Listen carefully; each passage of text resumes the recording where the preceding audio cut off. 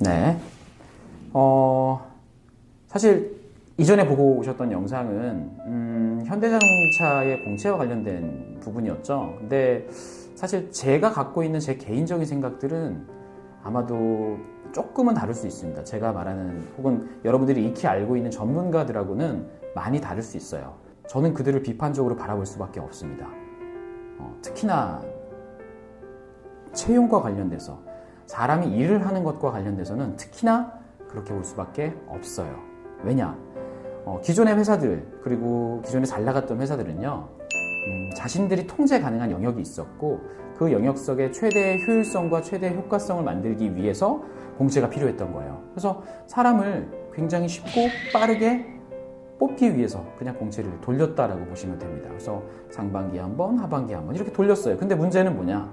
그렇게 뽑힌 사람들이 회사에 들어와서 제대로 된 적응을 할 수가 없다라는 것이 문제죠.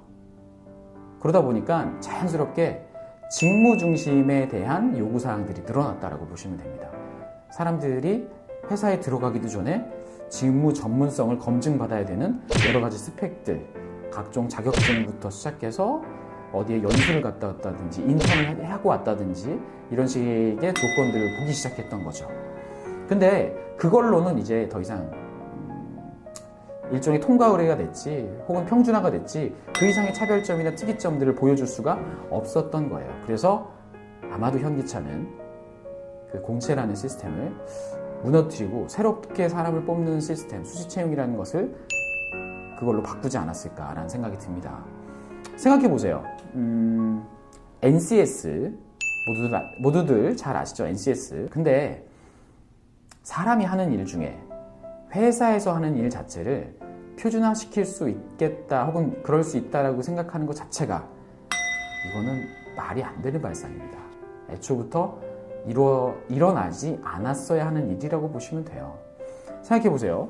삼성전자 가전사업부에 그 마케팅팀에서 만드는 세탁기와 LG전자 가전사업부의 마케팅팀에서 만드는 세탁기가 있습니다. 두 세탁기는 그 어떤 공통점도 찾아볼 수가 없어요. 이름도, 만드는 과정도, 그리고 무엇보다도 그들을 선택하는 고객들도. 그 둘은요, 세탁기라는 카테고리에 들어가는 것 말고는 사실상 공통점이 없다고 봐야 됩니다. 근데 어떻게 그걸 만드는 과정에서 참여하는 사람들을 표준화시킬 수 있으며 또한 천편일률적으로 평가할 수 있겠습니까? 이건 말이 안 된다고 봅니다. 똑같이 이번에 이슈가 됐던 현대차도 현대 기아 자동차 그룹이죠. 근데 현대차에서 나오는 소형차 혹은 중형차, 기아차에서 나오는 중형차 혹은 소형차, 물론 둘 사이에 어느 정도의 공통점은 있다라고는 하지만 그걸 만드는 과정과 거기에 참여하는 사람들이 모두 다 같은 방식의 혹은 같은 목표를 가지고서 과연 평가를 하는 게 말이나 된다고 보십니까? 일상 속에서 쉽게 보면 A형, B형, O형 혹은 AB형이 있잖아요. A형은 소심하고 B형은 지멋대로고 AB형은 업다운이 심하고 O형은 뭐 온화하고 이런 식의 나름의 선입견 혹은 편견 등이 있는데 그게 진짜 과학적으로 근거가 있는 이야기인가요? 모든 사람들이 혹은 모든 A형이 모두 다 소심하다라고 한다면 모든 부문에서 극소심을 달려야 되는데 혹시 그런 사람 본 적 있으신가요? 거의 없습니다. 우리가 이 시스템을 혹은 이 공채 시스템이 없어진다 그래서 취준생 여러분들이 사실상 불안해할 게 아니라 그럼 나는 다른 회사에 가야지라고 생각할 수도 있지만 어찌 보면 이거는 거스를 수 없는 대세례 중에 대세라고 보시면 될 것 같고요. 뭐 가깝지는 않지만 실제 우리보다 선진화된 경영 또는 산업 문화를 갖고 있는 미국이나 유럽 같은 경우는 대기업 공채라는 시스템 자체가 존재하지 않고요. 그리고 거기는 대기업에 가기 위해서는 꼭 스타트업이나 혹은 중소 중견기업을 거쳐서 올라가야 됩니다. 이번에 카카오에서 경력 공채를 하는 것 또한 아마도 그런 시류에 맞춰서 하는 것이 아닐까라는 생각이 좀 들고요. 그런 부분에 있어서 취준생분들한테는 이런 말씀을 좀 드리고 싶어요. 일단은 내가 가고자 하는 특정 업계 혹은 특정 직무를 목적 혹은 목표로 취업을 준비하시는 게 어떻게 보면 롱런하는 길이다 라고 보실 수 있습니다. 그렇게 하지 않고 단순히 어떤 특정 회사에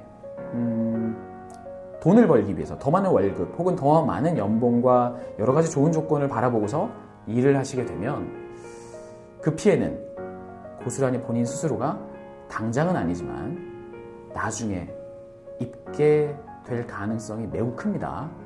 이거는 실제 망담소 저를 찾아오시는 분들 중에 대기업 다니시는 분들이 꽤 많으신데요. 그분들의 고민은 한결같아요.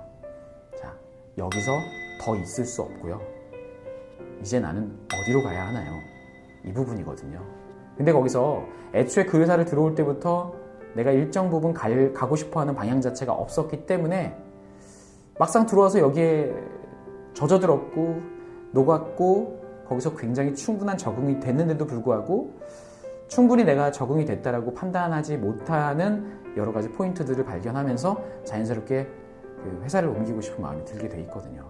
근데 애초에 내가 어떤 특정 업계나 특정 직무의 전문성을 기르기 위해서 회사에 들어갔다라고 한다면 혹은 그런 선택에 의해서 회사 또는 회사에서 하는 일을 선택했다라고 한다면 조금 더 멀리 본 선택이었다라고 보실 수 있을 거고요. 그걸 통해서 내가 더 좋은 조건, 더 나은 환경에서 일을 할 수 있을 만한 기반을 내 스스로 닦아갈 수 있는 그런 초석을 다졌다라고 보시면 될 것 같습니다.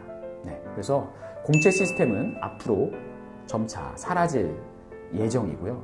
내가 할 수 있는 것, 취준생으로서는 이제 막 회사에 들어간 입장에서 더 좋은 회사를 가기 위해서는 내가 지금 이 업계 혹은 이 업계 속 해당 직무에서 어떤 수준의 전문성 혹은 어떤 방향성을 갖다가 기를 것인가를 조금 더 고민해 보셨으면 좋을 것 같습니다.